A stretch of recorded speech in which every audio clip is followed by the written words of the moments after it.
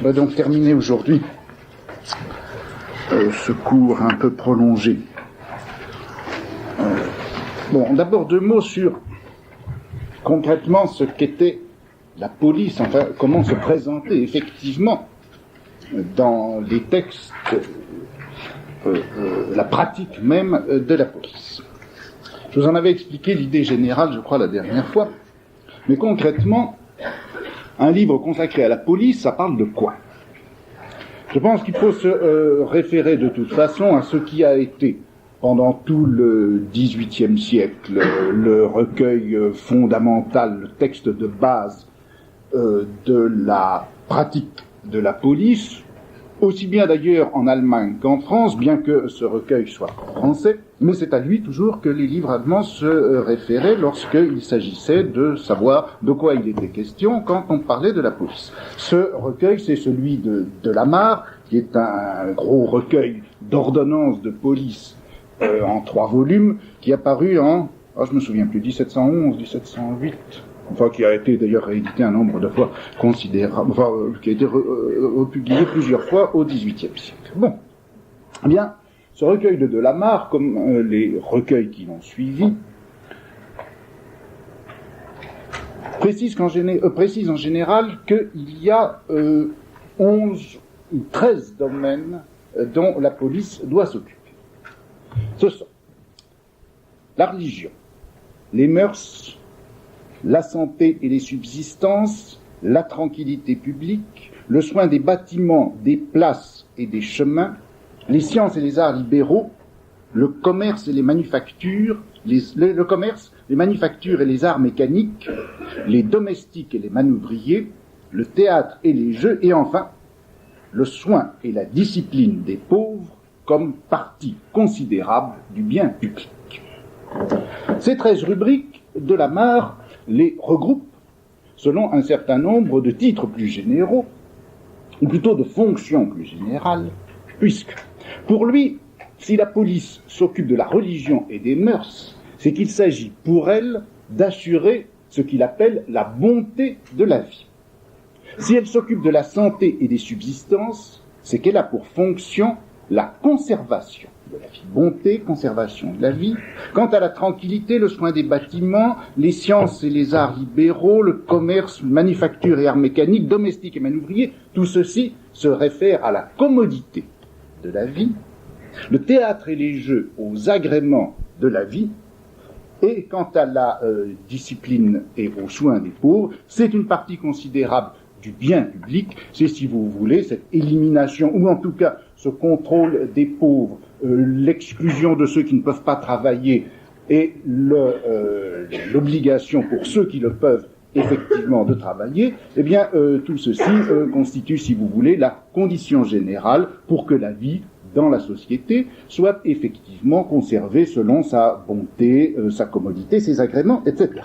Bon, vous voyez qu'on a bien là, je crois, la confirmation de ce que je vous disais la dernière fois, à savoir que ce dont la police, au sens général du terme, au sens qui était celui du XVIIe et du XVIIIe siècle, ce dont la police a à s'occuper, c'est le vivre et le plus que vivre, le vivre et le mieux vivre, comme le disait mon chrétien, non seulement il faut être, mais encore il faut bien être. Bonté, conservation, commodité, agrément de la vie, c'est bien de cela qu'il s'agit. Bon. Or, quand on regarde, de fait, quels sont ces différents objets qui sont donc définis comme relevant de la pratique, de l'intervention et aussi de la réflexion de la police et sur la police, eh bien, on voit, je crois, la première chose à remarquer, que ces objets sont tout de même essentiellement des objets que l'on pourrait appeler urbains. Urbains en ce sens que certains de ces objets n'existent que dans la ville, et parce qu'il y a une ville, c'est les rues, c'est les places, c'est les bâtiments, c'est le marché, le commerce, manufacture, arts mécaniques, etc. Les autres sont des objets qui font problème et qui relèvent de la police dans la mesure où c'est surtout en ville qu'ils prennent l'essentiel de leur importance. La santé, par exemple, la subsistance, tous les moyens pour empêcher qu'il y ait des disettes présence des mendiants, circulation des vagabonds. Les vagabonds ne feront problème à la campagne que tout à fait à la fin du XVIIIe siècle. Disons que tout ceci, ce sont donc des problèmes de la ville. Plus généralement, si vous voulez, ce sont les problèmes de la coexistence et de la coexistence dense. Deuxièmement, il faut remarquer que ces problèmes sont, les problèmes dont s'occupe la police sont également, tout proches de ces problèmes de la ville, les problèmes, disons, du marché, de l'achat et de la vente, de l'échange. C'est la réglementation de la manière dont on peut et dont on doit mettre en vente les choses, à quel prix, comment, à quel moment. C'est la réglementation aussi des produits fabriqués, c'est la réglementation des arts mécaniques et en gros des artisanats. Bref, c'est tout ce problème de l'échange, de la circulation, de la fabrication et de la mise en circulation des marchandises. Coexistence des hommes, circulation des marchandises. Il faudrait compléter aussi en disant circulation des hommes et des marchandises les uns par rapport aux autres. C'est tout le problème, eh bien justement, de ces vagabonds, de ces gens qui se déplacent, etc.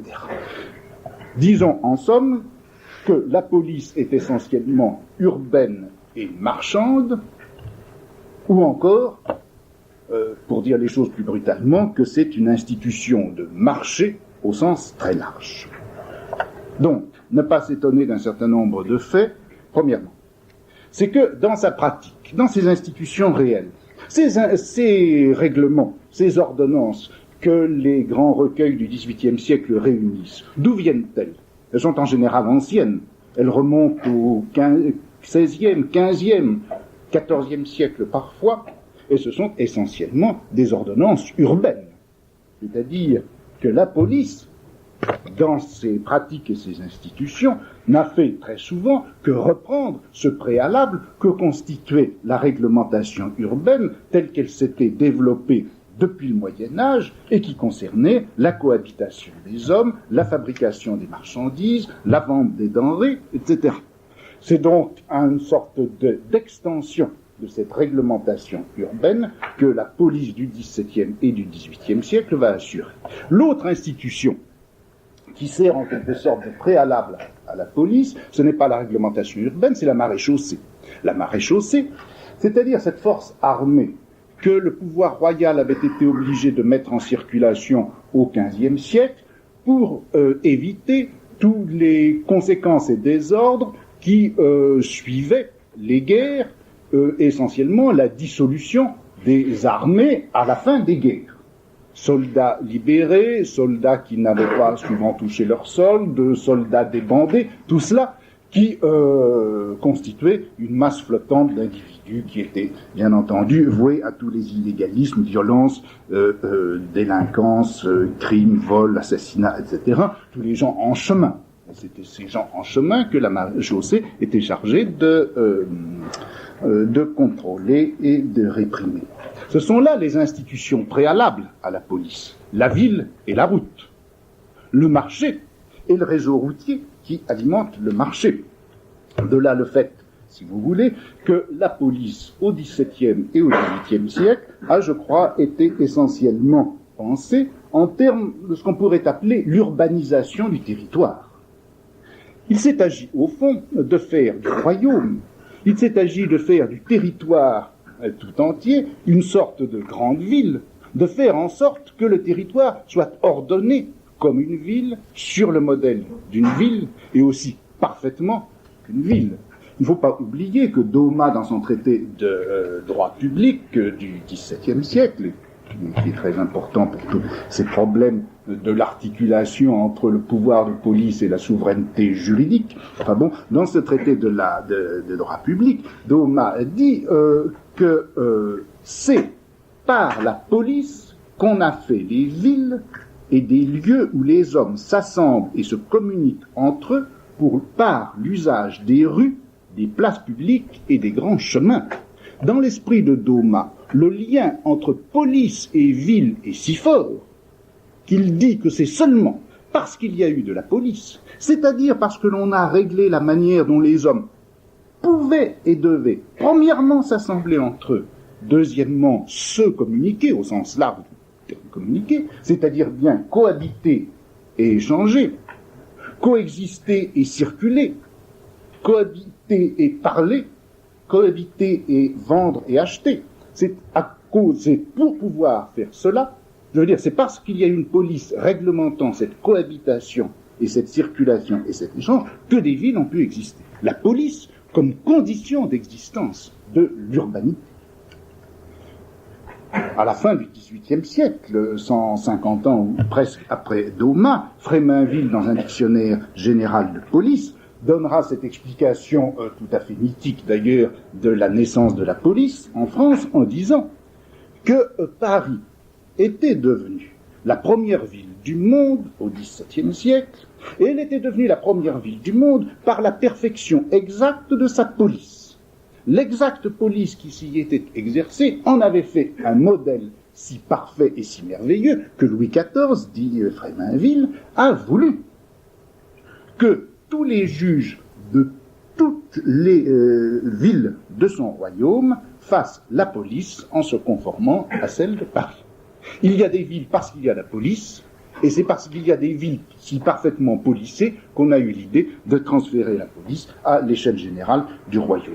Policé, urbanisé, alors j'évoque simplement ces deux mots pour que vous voyez tous les connotations, tous les phénomènes d'écho qu'il peut y avoir dans ces deux mots, et avec tous les déplacements de sens et les atténuations de sens qu'il y a pu y avoir au cours du XVIIIe siècle, mais au sens fort du terme, policé et urbanisé, c'est la même chose. Vous voyez aussi, c'est l'autre remarque que je vais faire à propos de ce rapport entre la police et, disons, l'urbanité. Vous voyez que cette police et l'instauration de cette police ne peut absolument pas être dissociée d'une théorie et d'une pratique gouvernementale qu'on met en général sous la rubrique du mercantilisme. Mercantilisme, c'est-à-dire une technique et un calcul de renforcement de la puissance des États dans la compétition européenne, par quoi? Eh bien, par le commerce, par le développement du commerce et par la vigueur nouvelle donnée aux relations commerciales. Le mercantilisme s'inscrit entièrement dans ce contexte de l'équilibre européen et de la compétition intra-européenne dont je vous avais parlé il y a quelques semaines, et il définit et il donne plutôt comme instrument, arme fondamentale dans cette compétition intra-européenne qui doit se faire dans la forme de l'équilibre, il donne comme instrument essentiel, eh bien, le commerce, c'est-à-dire qu'il exige, premièrement, que chaque pays tente d'avoir la population la plus nombreuse possible. Deuxièmement, que cette population soit entièrement mise au travail. Troisièmement, que les salaires donnés à cette population soient les plus bas possibles, de façon, quatrièmement, à ce que les prix de revient des marchandises soient le plus bas possible, que l'on puisse par conséquent vendre le plus possible à l'étranger, vente qui assurera eh bien, l'importation de l'or, le transfert de l'or dans le trésor royal, ou en tout cas dans le pays qui triomphera ainsi commercialement, or qui permettra, premièrement, d'assurer bien sûr le recrutement de soldats et la force militaire indispensable à la croissance de l'État et à son jeu dans l'équilibre européen, et qui permettra aussi de stimuler la production, d'où de nouveaux progrès commerciaux, etc. C'est toute cette stratégie du commerce comme technique d'importation de la monnaie, c'est cela qui est un des traits caractéristiques du mercantilisme, et vous voyez bien pourquoi. Au moment où la raison d'État se donne pour objectif l'équilibre européen, avec pour instrument une armature diplomatico-militaire. Et à l'époque où cette même raison d'État se donne pour autre objectif la croissance singulière de chaque puissance étatique, on comprend parfaitement et se donne en même temps comme instrument de cette croissance le commerce, vous voyez bien comment et pourquoi la police ne peut pas être dissociée d'une politique qui est une politique de concurrence commerciale à l'intérieur de l'Europe. Police et commerce, police et développement urbain, police et développement de toutes les activités de marché au sens large, tout ceci va constituer une unité, je crois, essentielle au XVIIe siècle et jusqu'au début du XVIIIe.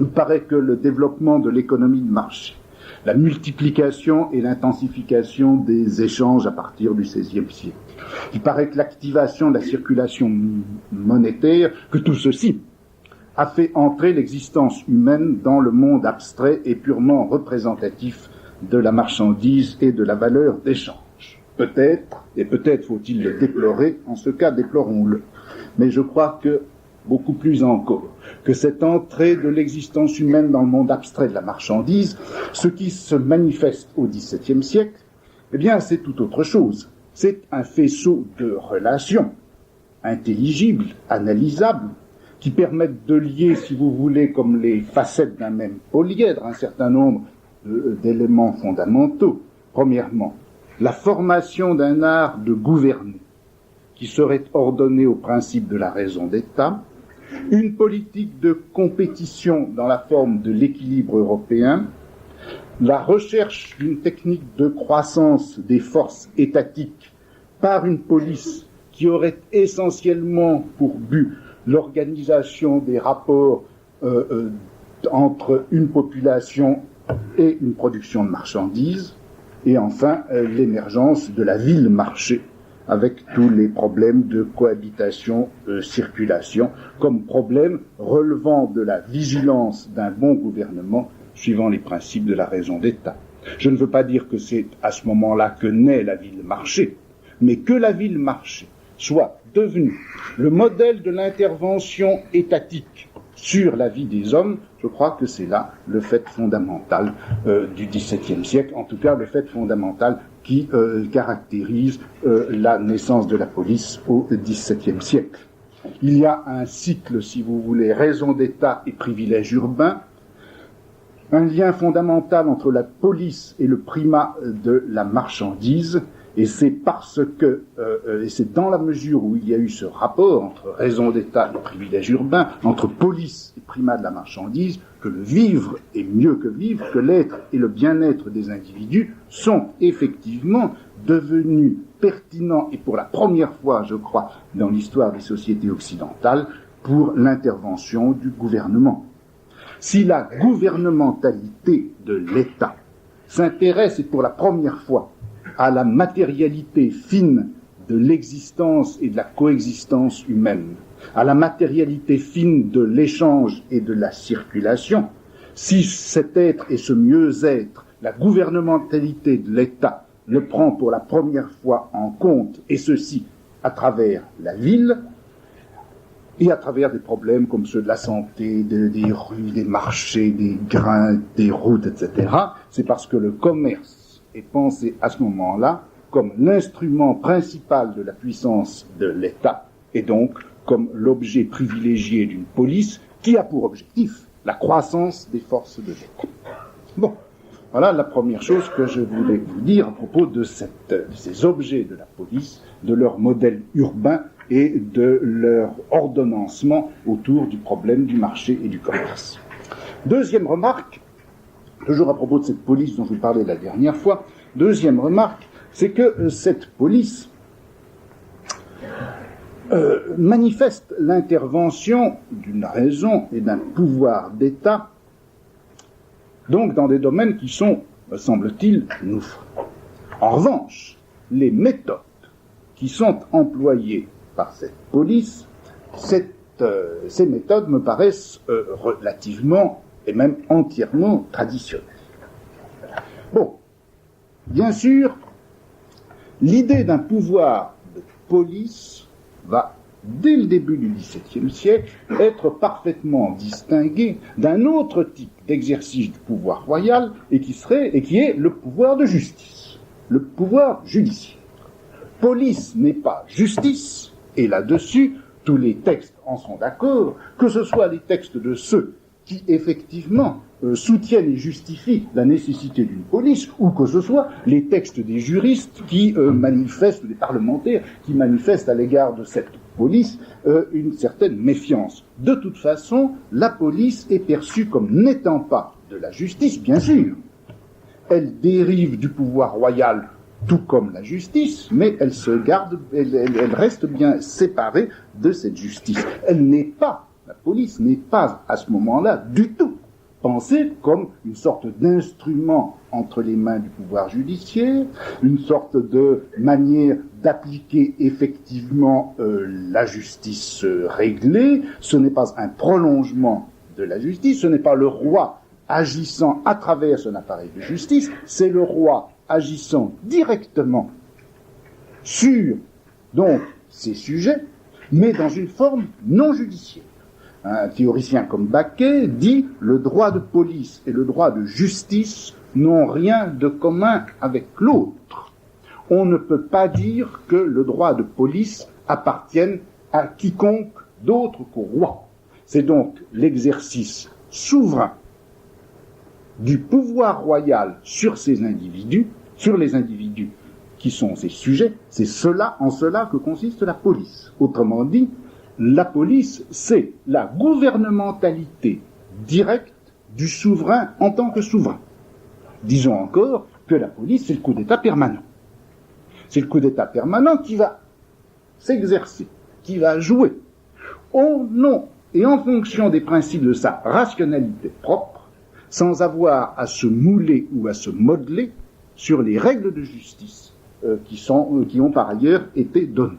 Spécifique donc dans son fonctionnement et dans son principe premier, la police doit l'être aussi dans les modalités de son intervention. Et encore à la fin, dans la seconde moitié du XVIIIe siècle, on trouve dans les instructions de Catherine II pour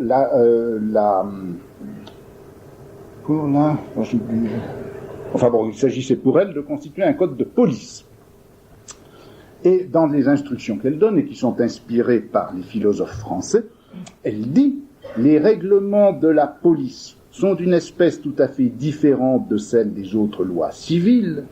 Les choses de la police sont des choses de chaque instant, alors que les choses de la loi sont des choses définitives et permanentes. La police s'occupe des choses de peu, alors que les lois s'occupent des choses importantes.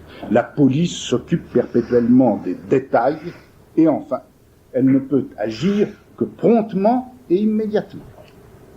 Bon, on a donc là, par rapport au fonctionnement général de la justice, une certaine spécificité de la police. Mais quand on regarde comment effectivement cette spécificité a pris corps, on s'aperçoit qu'en fait, la police ne connaît et n'a connu au XVIIe et au XVIIIe siècle qu'une forme, qu'un mode d'action et d'intervention. Bien sûr, ça ne passe pas par l'appareil judiciaire, ça vient directement du pouvoir royal, c'est un coup d'État permanent, mais c'est un coup d'État permanent qui se donne pour instrument, quoi ? Eh bien, le règlement, l'ordonnance, l'interdiction, la consigne, etc.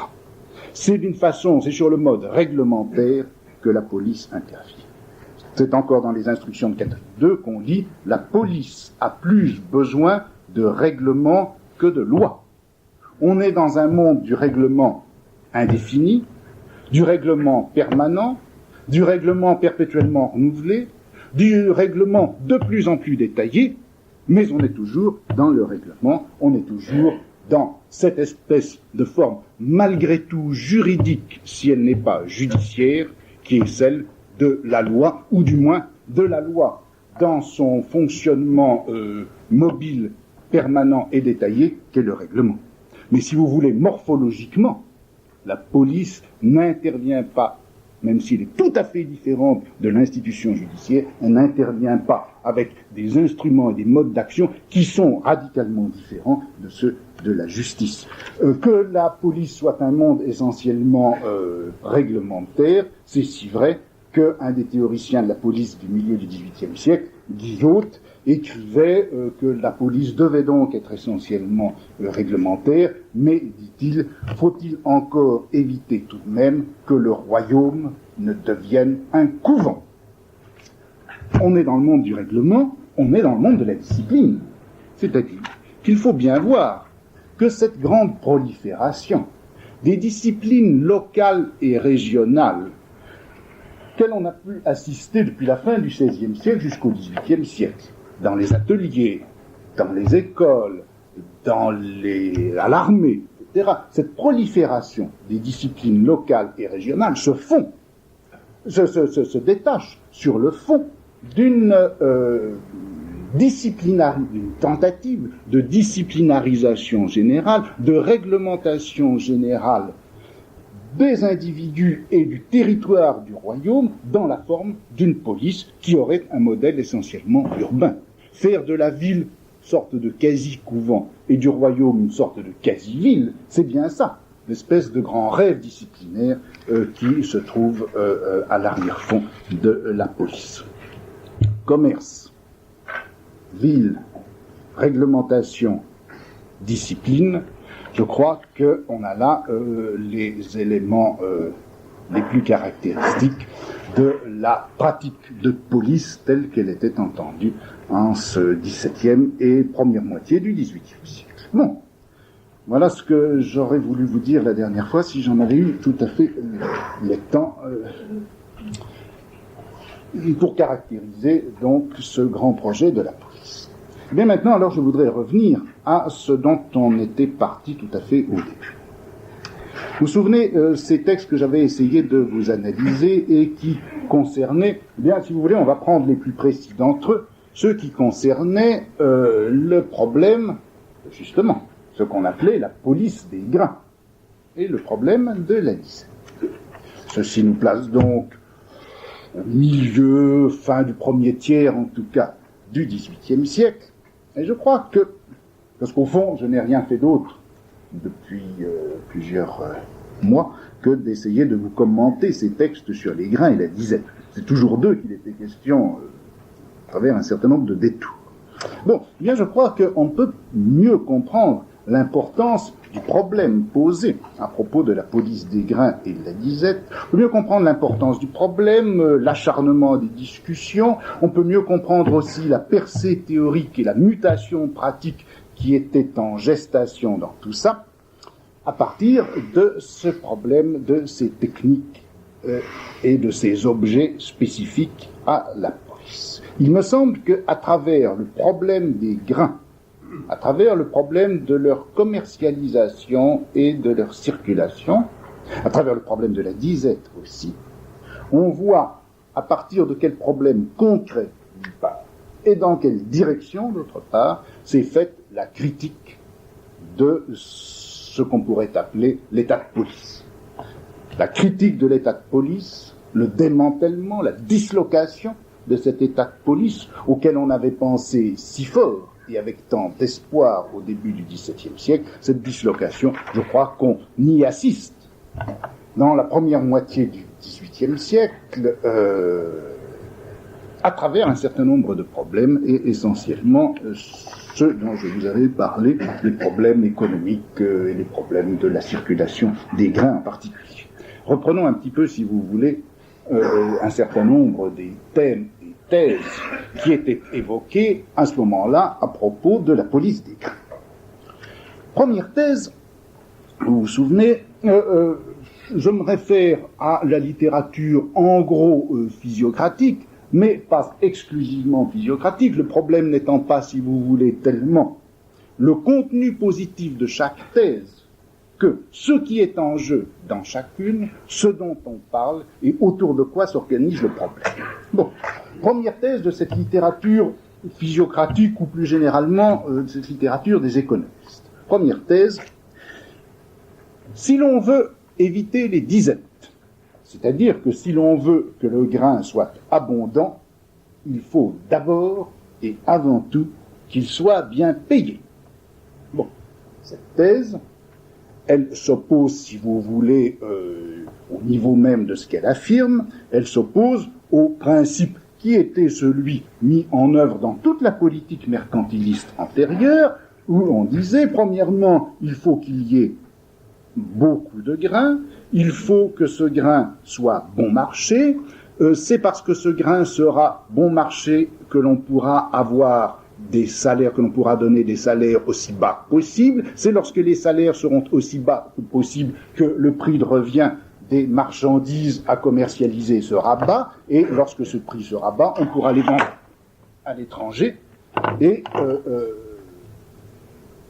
c'est en les vendant à l'étranger que l'on pourra importer le plus d'or possible. Bon, donc c'était une politique de bon marché des grains pour le bas salaire des ouvriers.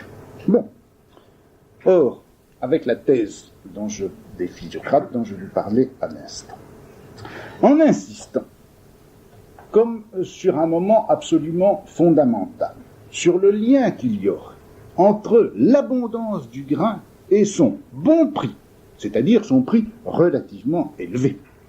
Vous voyez que les physiocrates, d'une façon générale, la pensée des économistes du XVIIIe siècle, non seulement oppose à un certain nombre de thèses, d'autres thèses, mais surtout, elle réintroduit dans l'analyse et dans les objectifs d'une intervention politique l'agriculture, le bénéfice agricole, les possibilités de l'investissement agricole, le bien-être paysan, le plus que vivre de cette population que constitue la paysannerie. Autrement dit, le schéma qui était entièrement ordonné autour du privilège de la ville se trouve par là même battu en brèche. Les limites implicites du système de la police, limites qui avaient été fixées par le privilège urbain, eh bien, ces limites éclatent et débouchent sur le problème de la campagne, de l'agriculture. Problématique des économistes qui réintroduit l'agriculture comme élément fondamental dans une gouvernementalité rationnelle. La terre, si vous voulez, apparaît maintenant à côté de la ville, au moins autant que la ville, plus que la ville, comme objet privilégié de l'intervention gouvernementale. Une gouvernementalité qui prend en considération la terre. Non seulement elle prend en considération la terre, mais cette gouvernementalité ne doit plus se centrer sur le marché, sur l'achat et la vente des produits, sur leur circulation, mais d'abord, en tout cas, sur la production. Enfin, troisièmement, cette gouvernementalité ne s'intéresse plus tellement au problème du comment vendre le moins cher aux autres ce qu'on a produit au plus faible prix, mais il se centre sur le problème du retour, c'est-à-dire comment est-ce que la valeur du produit peut être restituée à celui qui en a été le producteur premier, à savoir le paysan ou l'agriculteur. Donc, ce n'est plus la ville mais la terre. Ce n'est plus la circulation mais la production, ce n'est plus la mise en vente mais le retour, ou le bénéfice de la vente, mais c'est le problème du retour, c'est tout ça qui apparaît maintenant comme l'objet essentiel de la gouvernementalité. Une désurbanisation au profit d'un agrocentrisme, une substitution ou en tout cas émergence du problème de la production par rapport au problème de la commercialisation, c'est, je crois, la première grande brèche dans le système de la police, au sens où on entendait ce terme au XVIIe et au début du XVIIIe siècle. Deuxième thèse.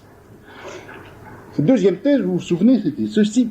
Si le grain est bien payé, c'est-à-dire que si on laisse monter le prix du grain autant en quelque sorte qu'il en a envie, autant que c'est possible, en fonction de l'offre et de la demande, en fonction de la rareté et du désir des consommateurs, eh bien, si on laisse le grain monter, qu'est-ce qui va se passer ? Eh bien, le grain ne continuera pas à monter indéfiniment, son prix se fixera, il se fixera ni trop haut ni trop bas, il se fixera tout simplement à un taux qui est le taux juste.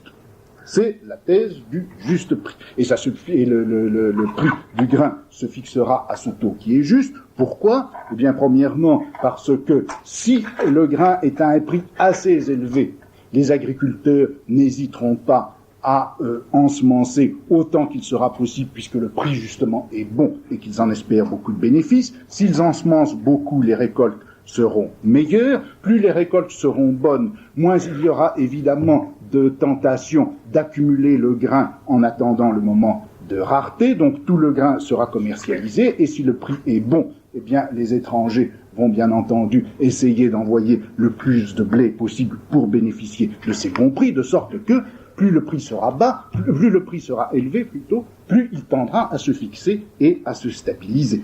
Bon. Eh bien, ce second principe que les économistes soutiennent, ce second principe, vous voyez, qu'il met en cause quoi? Non plus l'objet urbain, si vous voulez, qui était l'objet privilégié de la police. Il met en cause autre chose. L'instrumentation principale du système de police, à savoir justement la réglementation. Cette réglementation dont je vous disais tout à l'heure qu'elle était, sous sa forme d'une discipline généralisée, la forme essentielle dans laquelle on avait pensé la possibilité et la nécessité de l'intervention de la police. Maintenant, cette réglementation policière, le postulat de cette réglementation policière, c'était bien entendu que les choses étaient indéfiniment flexibles et que la volonté du souverain, ou encore cette rationalité immanente à la ratio, à la raison d'État, pouvait obtenir des choses ce qu'elle voulait. Or, c'est bien cela qui est mis en question dans l'analyse des économistes. Les choses ne sont pas flexibles, et elles ne sont pas flexibles, si vous voulez, pour deux façons, pour deux raisons. La première, c'est que non seulement il y a un certain cours des choses que l'on ne peut pas modifier, mais en essayant de les modifier, précisément, on les aggrave. C'est ainsi, expliquent les économistes, que lorsque le grain est rare, il est cher. Si l'on veut précisément empêcher que le grain qui est rare ne soit cher par des règlements qui en fixent le prix, qu'est-ce qui va se passer? Eh bien, c'est que les gens ne voudront pas vendre leur grain, que plus on essaiera de faire baisser le cours, plus la rareté s'aggravera, plus les cours tendront à monter, et par conséquent, non seulement les choses ne sont pas flexibles, mais en quelque sorte elles sont rétives, elles se retournent contre ceux qui veulent les modifier contre leur cours, on obtient exactement le résultat inverse de celui qu'on voulait. Rétivité par conséquent des choses, mais non seulement cette réglementation ne va pas dans le sens qu'on souhaite, mais tout simplement elle est inutile. Et la réglementation de police est inutile, puisque justement, comme le montre l'analyse dont je vous parlais tout à l'heure, il y a une régulation spontanée du cours des choses. La réglementation, non seulement est nocive, mais pire encore, elle est inutile. Et il faut donc substituer à la réglementation par l'autorité de police une régulation qui se fait à partir de et en fonction du cours des choses. Deuxième grande brèche, qui est ainsi ouverte dans le système de la Polizei, de la police.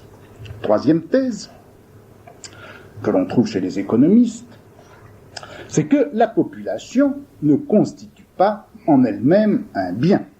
Là encore, rupture essentielle. Dans le système de la police, celui que j'évoquais la dernière fois, dans ce système, la seule manière dont la population était prise en considération, c'était d'y voir. Premièrement, le facteur nombre. Y a-t-il assez de population? Et la réponse était toujours, il n'y en a jamais assez. Il n'y en a jamais assez. Pourquoi? Parce que on a besoin de beaucoup de bras pour travailler beaucoup et fabriquer beaucoup d'objets. On a besoin de beaucoup de bras pour éviter que les salaires ne montent trop et par conséquent garantir un prix de revient minima de ces choses que l'on doit fabriquer et commercialiser. Enfin, il faut beaucoup de bras à condition, bien sûr, que ces bras soient tous au travail. Il faut enfin beaucoup de bras et de bras au travail, à la condition qu'ils soient dociles et qu'ils appliquent effectivement les règlements qu'on leur impose. Nombreux travailleurs dociles, ou plutôt beaucoup de travailleurs dociles, tout ceci assurera le nombre en quelque sorte efficace dont on a besoin pour une bonne police. La seule donnée, si vous voulez, naturelle que l'on fasse entrer dans la machine, c'est le nombre. Faire en sorte que les gens se reproduisent et se reproduisent le plus possible. Et en dehors de cette variable nombre, les individus qui constituent la population ne sont rien d'autre que des sujets de droit ou des sujets de police, si vous voulez, des sujets en tout cas qui ont appliqué des règlements. Avec la police, les économistes, on va avoir une toute autre manière de concevoir la population. La population, comme objet de gouvernement, ça ne va pas être un certain nombre ou le plus grand nombre d'individus au travail et appliquant des règlements. La population, ça va toujours être autre chose. Pourquoi ? D'abord, parce que le nombre même n'est pas en soi, pour les économistes, une valeur. Bien sûr, il faut assez de population pour produire beaucoup, et surtout assez de population agricole. Mais il n'en faut pas trop. Et il n'en faut pas trop, justement, pour que les salaires ne soient pas trop bas, c'est-à-dire pour que les gens aient intérêt à travailler, et pour qu'ils puissent aussi, par la consommation dont ils sont susceptibles, soutenir les prix.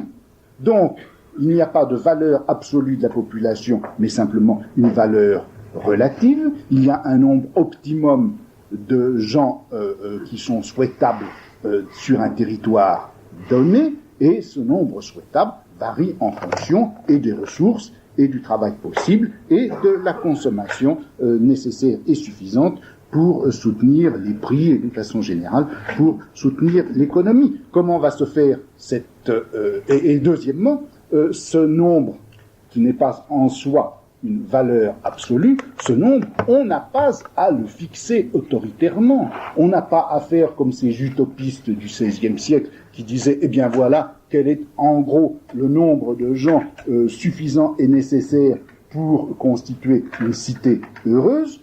En fait, le nombre des gens, il va se régler lui-même, il va se régler en fonction précisément des ressources qui seront mises à la disposition. Déplacement de la population, éventuellement régulation des naissances. Alors là, je laisse ce problème de côté. Peu importe. En tout cas, il y a une régulation spontanée de la population qui fait, et cela tous les économistes le disent, Keynes en particulier insiste, vous aurez toujours le nombre de gens qui est naturellement déterminé par la situation, là, en un point donné. La population en un point donné, si vous prenez les choses à une certaine échelle du temps, ce nombre va être réglé en fonction de la situation et sans que vous ayez à intervenir aucunement par une régulation. Ce n'est donc pas la population n'est pas une donnée indéfiniment modifiable. C'est la troisième thèse. La quatrième thèse que l'on trouve chez les économistes, c'est celle-ci. Laisser jouer la liberté de commerce entre les pays. Là encore, différence fondamentale avec le système de la police. Dans le système de la police, il s'agissait, vous vous souvenez, de faire en sorte qu'on expédie vers les autres pays le plus de marchandises possible pour extraire de ces pays le plus d'or possible et assurer le retour de cet or ou la venue de cet or dans le pays. Et c'était ceci qui était un des éléments fondamentaux de cette croissance des forces qui était l'objectif de la police. Bon, il va s'agir maintenant, non pas du tout de vendre en quelque sorte à toute force pour rapatrier ou importer le plus d'or possible, il va s'agir maintenant dans ces nouvelles techniques de gouvernementalité qu'évoquent les économistes, d'intégrer les pays étrangers à des mécanismes de régulation qui vont jouer à l'intérieur de chaque pays. Profiter des hauts prix qui sont pratiquées dans les pays étrangers pour y expédier le plus grain possible. Et laisser les prix que l'on pratique chez soi monter pour que le blé étranger, les grains étrangers puissent venir. On va donc laisser jouer la concurrence. Mais la concurrence entre quoi et quoi? Non pas justement la concurrence-compétition entre les États dont je vous parlais la dernière fois, et qui était le système à la fois de la police et de l'équilibre des forces dans l'espace européen. On va laisser jouer une concurrence entre les particuliers. Et c'est précisément ce jeu de l'intérêt des particuliers, se faisant concurrence les uns aux autres et cherchant chacun pour soi son maximum de profit, c'est cela qui va permettre à l'État, ou encore à la collectivité, ou encore à la population tout entière, d'empocher en quelque sorte les bénéfices de cette conduite des particuliers, c'est-à-dire d'avoir des prix, des grains au juste prix, et d'avoir une situation économique qui soit la plus favorable possible. Le bonheur de l'ensemble, le bonheur de tous et de tout, il va dépendre de quoi? Non plus justement de cette intervention autoritaire de l'État qui va réglementer sous la forme de la police l'espace, le territoire et la population. Le bien de tous va être assuré par le comportement de chacun dès lors que l'État, dès lors que le gouvernement saura laisser jouer les mécanismes de l'intérêt particulier qui se trouveront ainsi, par des phénomènes de cumulation et de régulation, servir à tous. L'État n'est donc pas le principe du bien de chacun,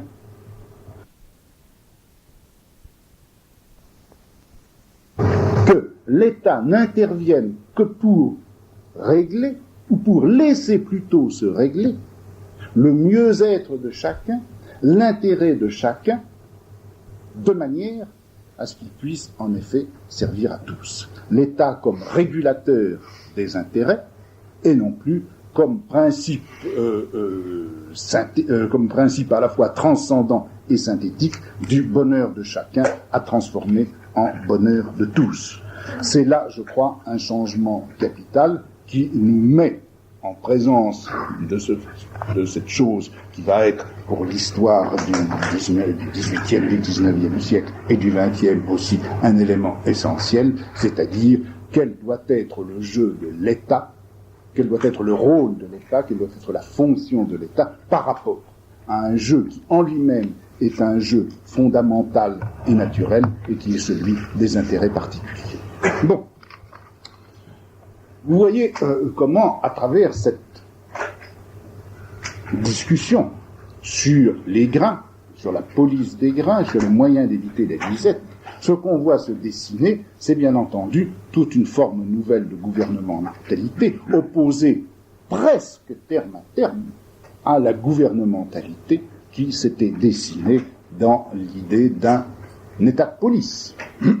Bien sûr, on trouverait certainement au XVIIIe siècle, à la même époque, on trouverait bien d'autres signes de cette transformation de la raison gouvernementale, de cette naissance d'une nouvelle raison gouvernementale. Mais je crois tout de même que ce qui est important de souligner, c'est que, en gros, c'est bien du côté du problème de ce qu'on appelle, ou de ce qu'on appellera l'économie, que tout ça se passe. En tout cas, ceux qui ont été les premiers à faire au XVIIIe siècle la critique de l'état de police, il faut bien voir que ce ne sont pas les juristes.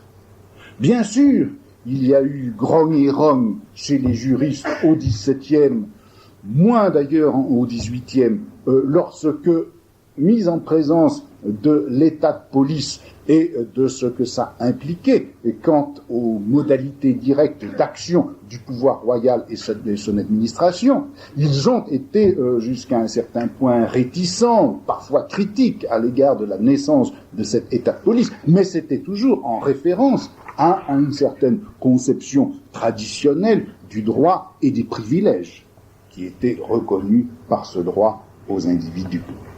Il ne s'agissait pour eux de rien d'autre que de limiter un pouvoir royal qui devenait à leurs yeux de plus en plus exorbitant.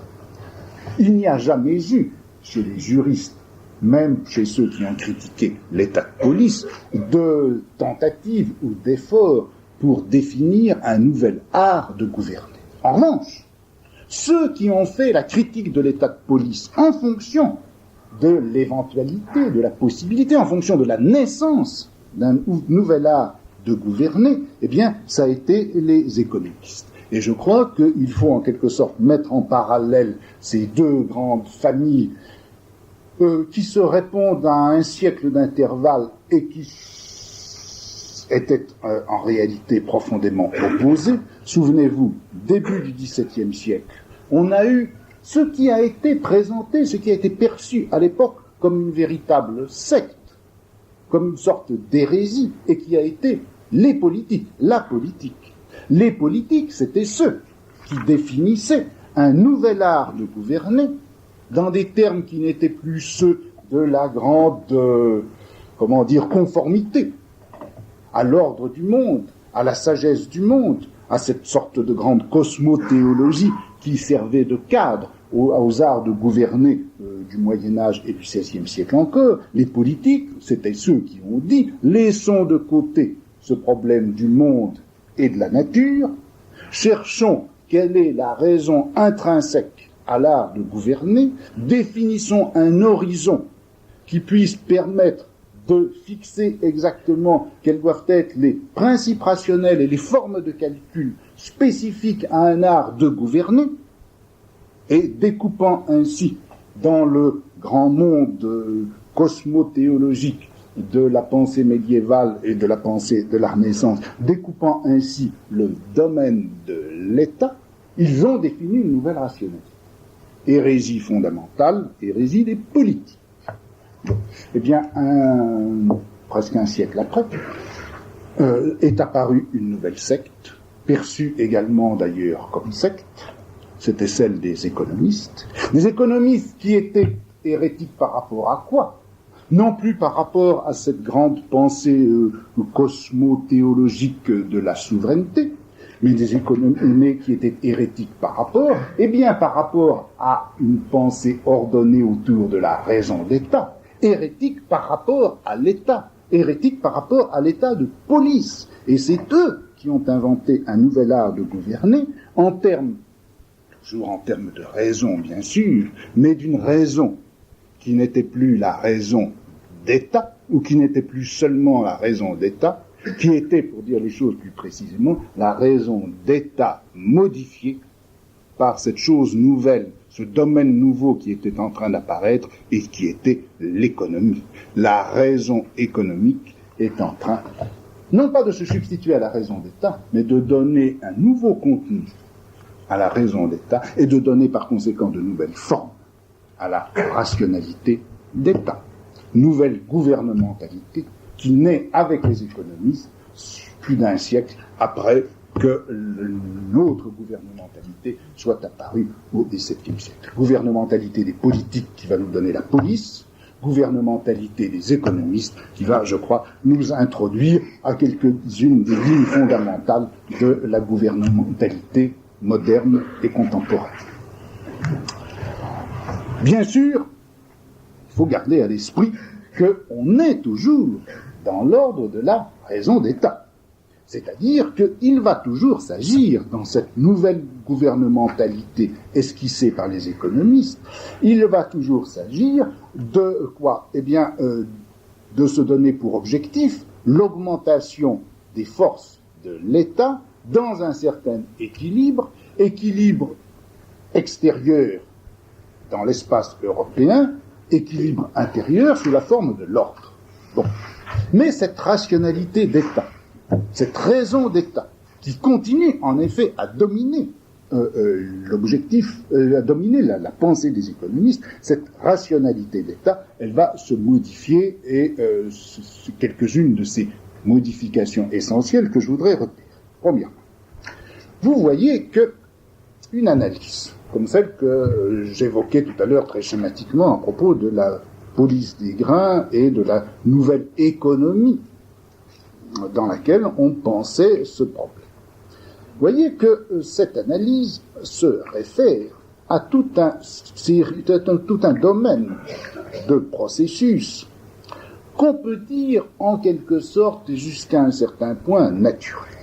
Bon, revenons un instant à ce que je vous disais il y a plusieurs semaines. Dans la tradition, qui en gros était la tradition médiévale, celle encore de la Renaissance, un bon gouvernement, un royaume bien ordonné, je vous l'ai dit, c'était celui qui faisait partie de tout un ordre du monde et qui était voulu par Dieu. Inscription par conséquent du bon gouvernement dans ce grand cadre cosmothéologique. Bon. Par rapport à cet ordre naturel, la raison d'État avait donc introduit un découpage, une coupure même radicale, c'était l'État. L'État qui surgissait et qui faisait apparaître une réalité nouvelle avec sa rationalité propre.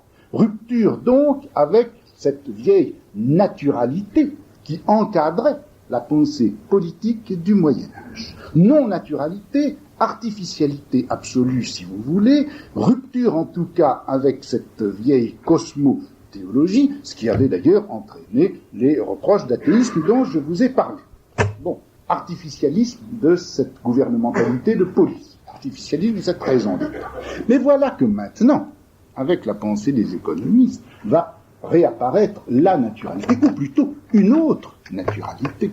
C'est la naturalité de ces mécanismes qui font que quand les prix montent, eh bien si on les laisse monter, ils vont de même s'arrêter. C'est cette naturalité qui fait que la population, eh bien, elle est attirée par les hauts salaires, et puis elle est attirée jusqu'à un certain moment où les salaires se stabilisent, et du coup, la population n'augmente plus, etc. C'est donc une naturalité.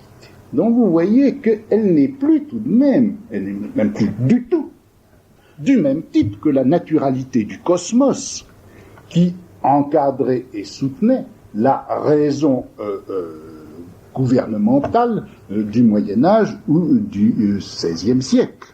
C'est une naturalité que l'on va opposer justement à l'artificialité de la politique, de la raison d'État, de la police.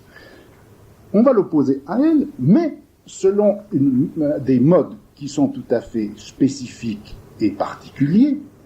Ce ne sont pas des processus de la nature elle-même entendue comme nature du monde, c'est une naturalité spécifique à quoi? Eh bien, au rapport des hommes entre eux, à ce qui se passe spontanément lorsqu'ils cohabitent, lorsqu'ils sont ensemble, lorsqu'ils échangent, lorsqu'ils travaillent, lorsqu'ils produisent quelque chose, etc. C'est-à-dire que c'est une naturalité de quelque chose qui, au fond, n'avait pas encore eu d'existence jusque-là, et qui est sinon nommée, du moins qui commence à être pensée et analysée pour telle, c'est la naturalité de la société.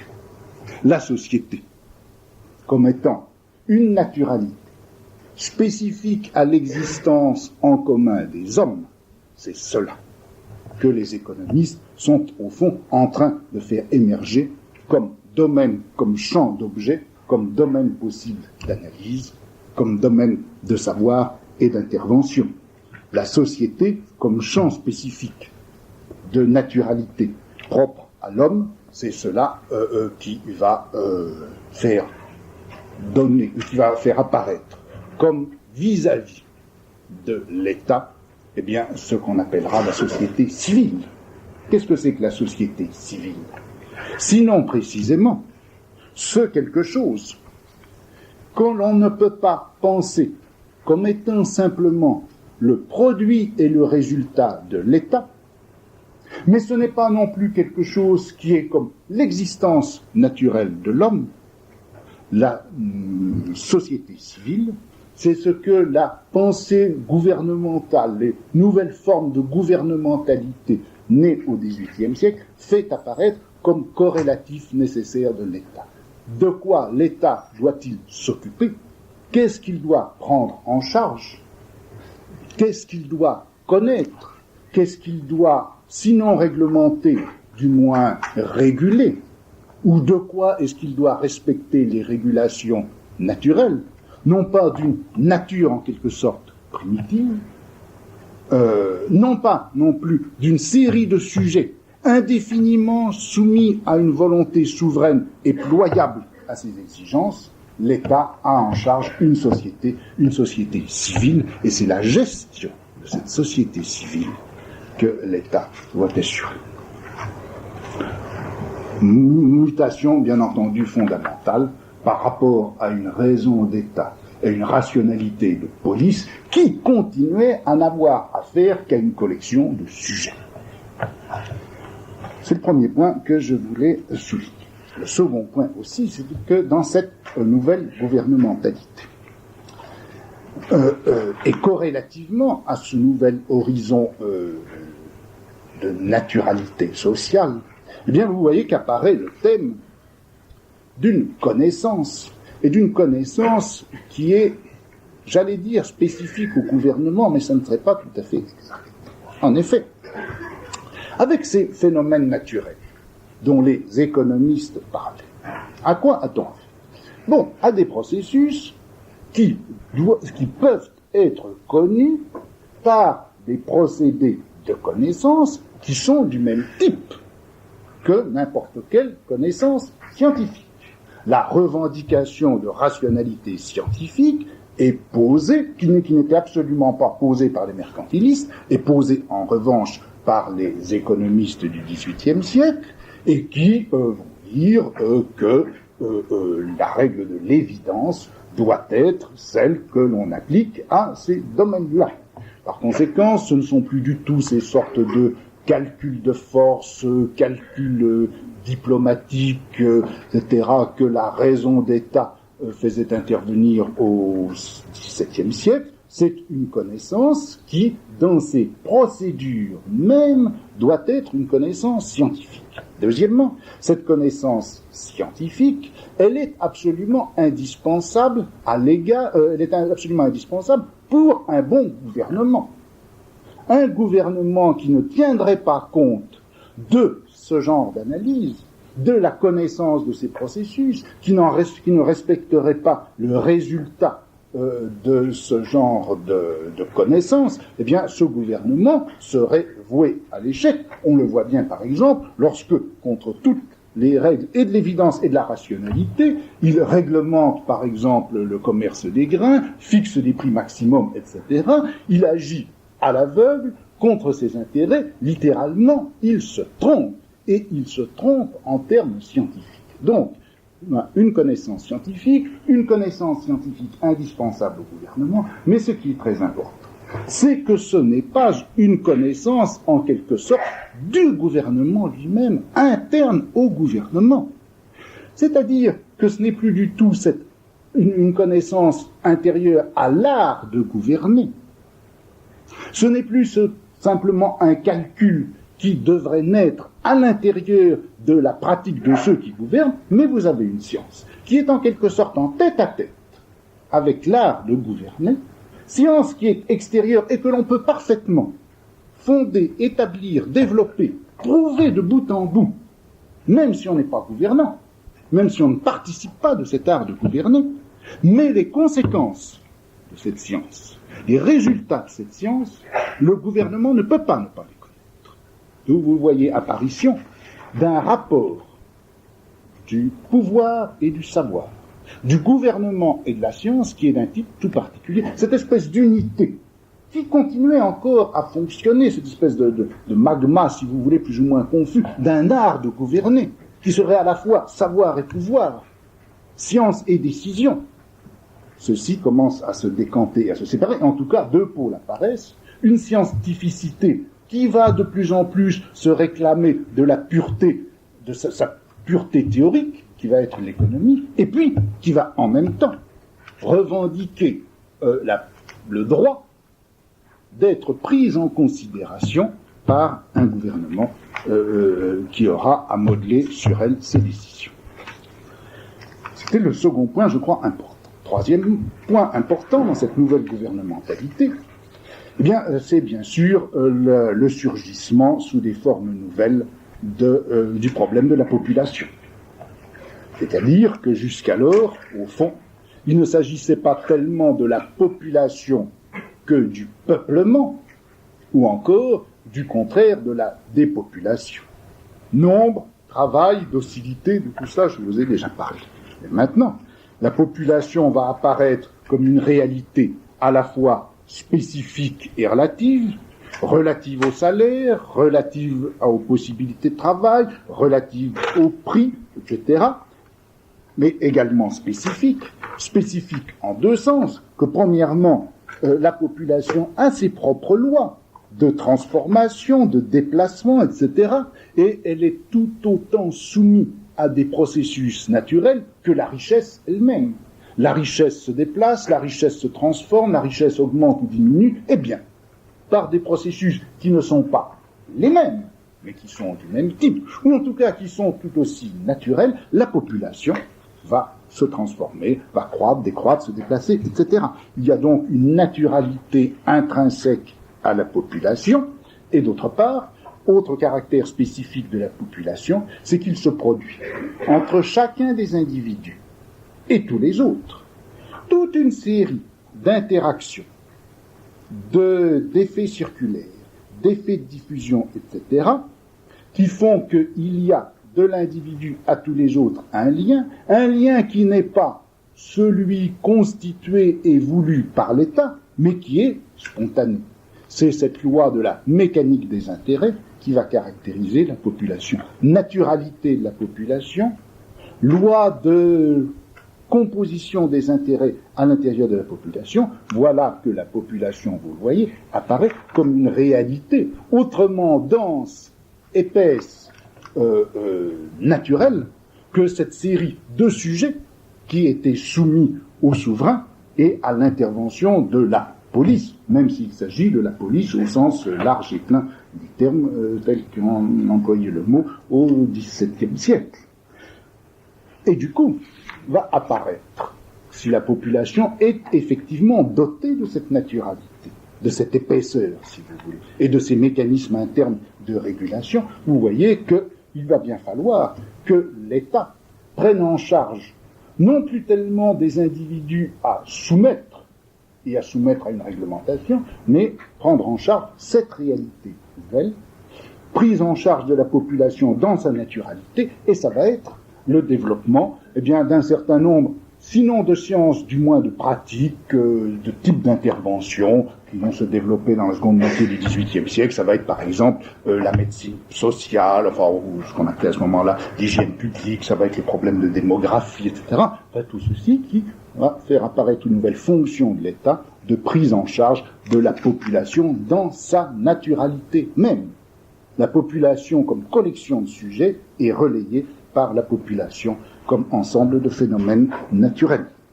Quatrième grande modification de la gouvernementalité, c'est ceci. C'est que si effectivement les faits de population, les processus économiques obéissent à des processus naturels, ça veut dire quoi? Ça veut dire que bien sûr on ne va pas pouvoir, il n'y aura non seulement aucune justification, mais même tout simplement aucun intérêt à essayer de leur imposer des systèmes réglementaires d'injonction, d'impératifs, d'interdictions, etc. Le rôle de l'État, et par conséquent la forme de gouvernementalité qui va désormais lui être prescrite, cette forme de gouvernementalité va avoir pour principe fondamental de respecter ces processus naturels, ou en tout cas d'en tenir compte, de les faire jouer ou de jouer avec eux.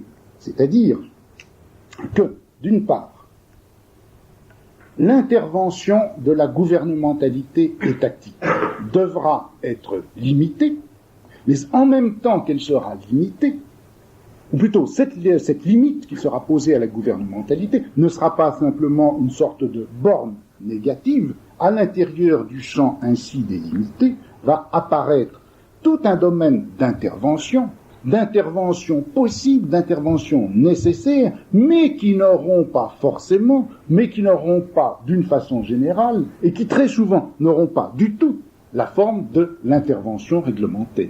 Il va falloir manipuler, il va falloir susciter, il va falloir faciliter, il va falloir laisser faire, il va falloir, autrement dire, gérer et non plus réglementer.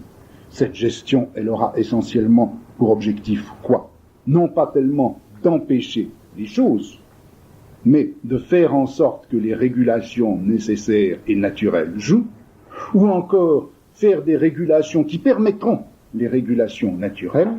Il va donc falloir encadrer les phénomènes naturels de telle manière qu'ils ne dévient pas, ou qu'une intervention maladroite, arbitraire, aveugle ne les fasse dévier. C'est-à-dire qu'il va falloir mettre en place quoi? Des mécanismes de sécurité. C'est-à-dire que le mécanisme de sécurité, ou l'intervention, disons, de l'État, ayant essentiellement pour fonction d'assurer la sécurité de ces phénomènes naturels, qui sont les processus économiques ou qui sont les processus intrinsèques à la population, c'est cela qui va être l'objectif fondamental de la gouvernementalité. De là, enfin, eh bien, l'inscription de la liberté non seulement comme droit des individus, légitimement opposés au pouvoir, aux usurpations, aux abus du souverain ou du gouvernement, mais la liberté qui est devenue maintenant un élément indispensable à la gouvernementalité elle-même. On ne peut bien gouverner maintenant qu'à la condition qu'effectivement la liberté ou un certain nombre de formes de liberté soient respectées. Ne pas respecter la liberté, c'est non seulement exercer des abus de droit par rapport à la loi, mais c'est surtout ne pas savoir gouverner comme il faut. L'intégration des libertés et des limites propres à cette liberté à l'intérieur du champ de la pratique gouvernementale, c'est devenu maintenant un impératif. Et vous voyez comment se disloque cette grande police surréglementaire, si vous voulez, dont je vous avais parlé, cette réglementation générale du territoire et des sujets, qui caractérisait encore la police du XVIIe siècle, eh bien, tout ceci doit être évidemment remis en question, et on va avoir maintenant un système en quelque sorte double. D'une part, on va avoir toute une série de mécanismes qui relèvent de l'économie, qui relèvent de la gestion de la population, et qui auront justement pour fonction de faire croître les forces de l'État, et puis, d'un autre côté, un certain appareil ou un certain nombre d'instruments qui vont assurer que le désordre, les irrégularités, les illégalismes, les délinquances, etc., seront empêchés ou réprimés.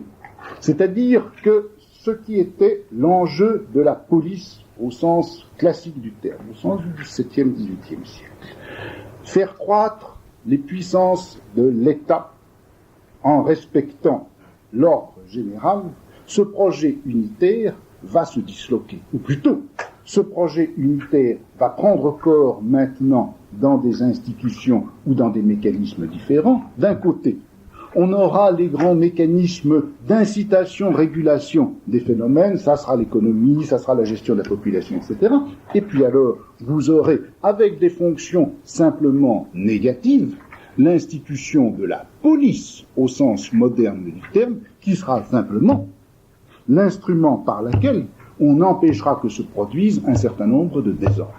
Croissance dans l'ordre, et toutes les fonctions positives vont être assurées par toute une série d'institutions, d'appareils, de mécanismes, etc. Et puis, l'élimination du désordre, ça sera ça, la fonction de la police. Et du coup, la notion de police bascule entièrement, se marginalise et prend le sens purement négatif que nous lui connaissons.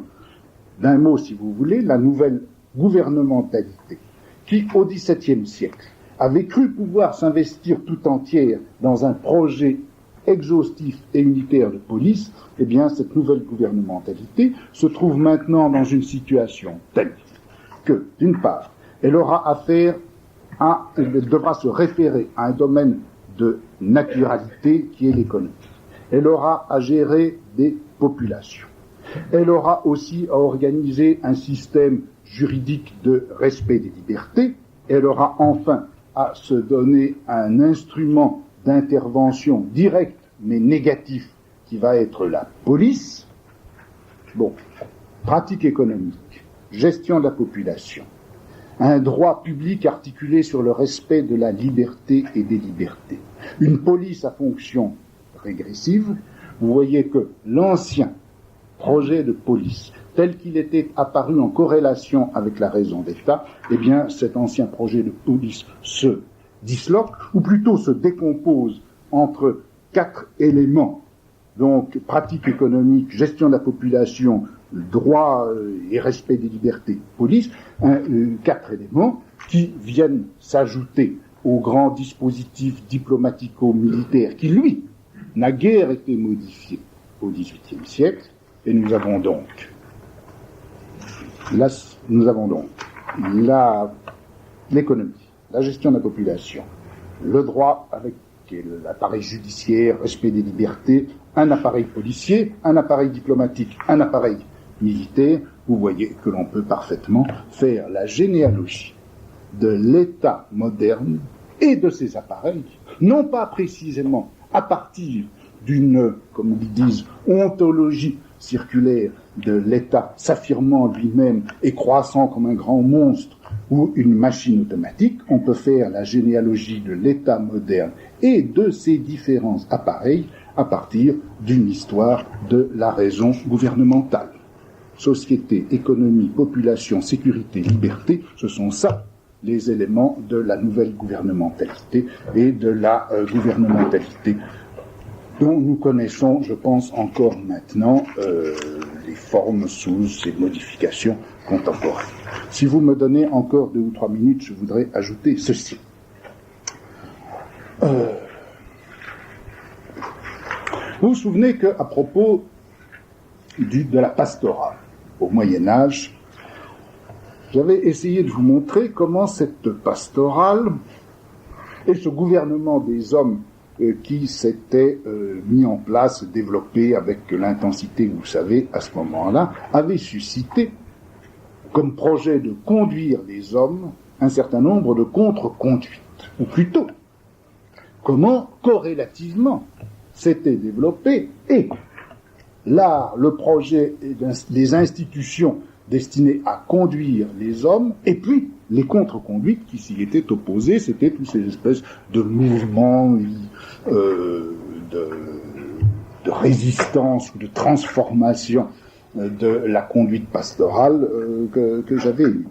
Eh bien, je crois qu'on pourrait dire au fond un peu la même chose suivre l'analyse quant à la gouvernementalité sous sa forme moderne.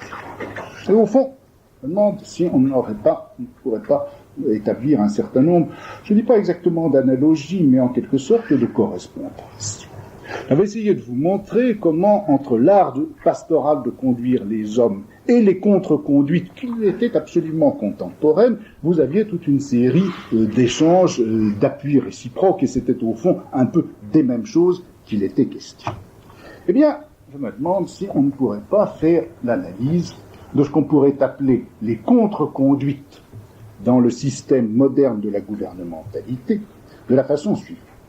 En disant qu'au fond, les contre-conduites que l'on voit se développer en corrélation avec la gouvernementalité moderne prennent elles aussi appui, ou si vous voulez, ont comme enjeu les mêmes éléments que cette gouvernementalité. Et qu'en gros, on a vu se développer, à partir du milieu du XVIIIe siècle, toute une série de contre-conduites qui ont essentiellement pour objectif et pour instrument quoi ? Pour objectif, eh bien précisément de refuser la raison d'État et les exigences fondamentales de cette raison d'État. Et qui vont prendre appui sur quoi ?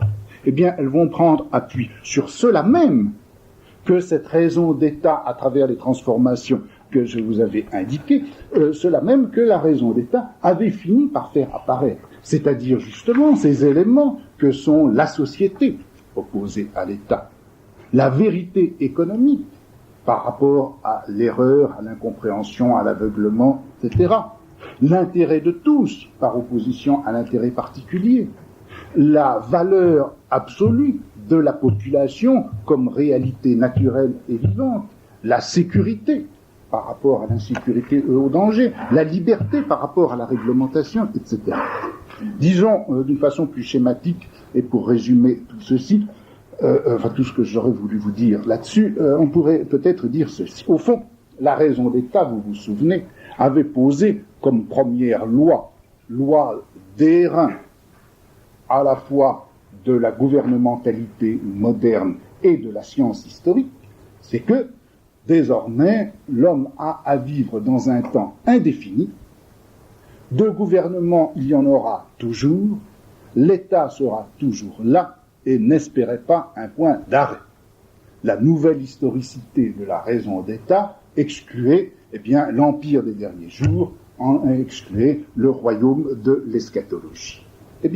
Contre ce thème, qui reste, qui a été formulé à la fin du XVIe siècle et qui va rester, qui reste encore maintenant, on va voir se développer des contre-conduites qui auront précisément pour principe d'affirmer que le temps viendra où le temps sera fini, qui ont pour principe de poser la possibilité d'une eschatologie, d'un temps ultime, d'un suspens ou d'un achèvement du temps historique et du temps politique, le moment, si vous voulez, où la gouvernementalité indéfinie de l'État sera arrêtée et stoppée par quoi ? Par l'émergence de quelque chose qui sera la société elle-même. Le jour où la société civile aura pu s'affranchir des contraintes et des tutelles de l'État, lorsque le pouvoir d'État aura pu enfin être résorbé dans cette société civile dont j'essayais de vous montrer comment elle naissait dans la forme même, dans l'analyse même de la raison gouvernementale, lorsque cette société civile aura pu effectivement résorber l'État, du coup, le temps, sinon de l'histoire, du moins de la politique, le temps de l'État sera terminé. Eschatologie révolutionnaire qui n'a pas cessé de hanter le XIXe siècle et le XXe siècle. Première forme de contre-conduite, l'affirmation d'une eschatologie où la société civile l'emportera sur l'État. Deuxièmement, j'avais essayé de vous montrer comment la raison d'État avait posé comme principe fondamental l'obéissance des individus et le fait que désormais les liens de sujétion des individus ne devaient plus se faire dans la forme féodale des allégeances, etc., mais devaient se faire dans la forme d'une obéissance totale et exhaustive dans leur conduite à tout ce qui peut être les impératifs de l'État. Maintenant, on va voir se développer des contre-conduites, des revendications dans la forme de la contre-conduite, des revendications qui auront pour sens celui-ci. Il doit y avoir un moment où la population, rompant avec tous les liens de l'obéissance, aura effectivement le droit en termes non pas juridiques, mais en termes de droits essentiels et fondamentaux, de rompre tous les liens d'obéissance qu'il peut avoir avec l'État et avec ceux qui le représentent, et, se dressant contre lui, dire désormais, c'est ma loi, c'est la loi de mes exigences à moi, c'est la loi de ma nature même de population, c'est la loi de mes besoins fondamentaux qui doit qui doit se substituer à ces règles de l'obéissance. Eschatologie, par conséquent, qui va prendre la forme du droit absolu à la révolte, à la sédition, à la rupture de tous les liens d'obéissance, le droit à la révolution elle-même. Deuxième grande forme de contre-conduite. Et enfin, à propos de la raison d'État, j'avais essayé de vous montrer comment celle-ci impliquait que ce soit l'État ou ceux qui le représentent qui sont détenteurs d'une certaine vérité sur les hommes, sur la population, sur ce qui se passe à l'intérieur du territoire et dans la masse générale constituée par les individus, l'État comme détenteur de vérité. Eh bien, à ce thème, les contre-conduites vont opposer celui-ci. La nation elle-même, dans sa totalité, doit être capable, à un moment donné, de détenir exactement, en chacun de ses points, comme dans sa masse, la vérité sur ce qu'elle est, ce qu'elle veut et ce qu'elle doit faire.